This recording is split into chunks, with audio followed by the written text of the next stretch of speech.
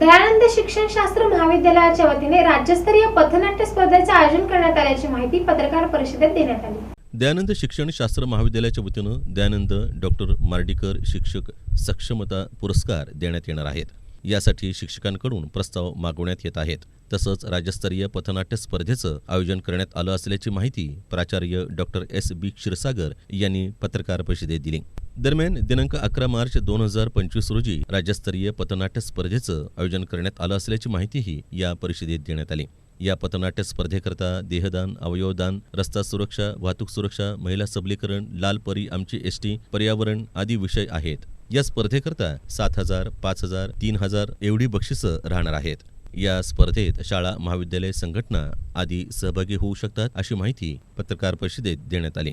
दरवर्षी प्राथमिक, माध्यमिक आणि उच्च माध्यमिक स्तरावरील सोलापूर जिल्ह्यातल्या शिक्षकांना पुरस्कार दिले जातात। हे पुरस्कार दयानंद शिक्षणशास्त्र महाविद्यालयाचे पहिले प्राचार्य डॉक्टर कृष्णाजी शेषाद्री मार्डेकर यांच्या स्मरणार्थ दिले जातात। ते उत्तम सेवक होते, प्रशासक होते, प्राचार्य होते, उत्तम शिक्षक होते। त्यांचे चिरंजीव श्री अतुल मार्डेकर यांनी आपल्या वडिलांच्या स्मृतीप्रित्यर्थ हे पुरस्कार दरवर्षी देण्याचं प्रयोजन केलेलं आहे। राज्यस्तरीय पथनाट्य स्पर्धेचे आयोजन तर वेगवेगळ्या विषयावरती, सामाजिक विषयांवरती पथनाट्य स्पर्धेचं आयोजन आमची दयानंद शिक्षण संस्था आणि दयानंद महाविद्यालय करत आलेले आहे।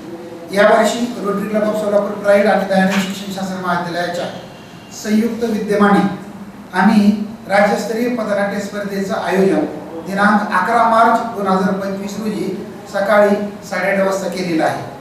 या स्पर्धेसाठी प्रथम, द्वितीय आणि तृतीय क्रमांकाची पारितोषिक अनुक्रमे 7,000, 5,000 आणि 3,000 रुपये असे आहेत। या पत्रकार परिषदेस आशिष उपाध्ये, रणजिता उलगरी आदी उपस्थित होते।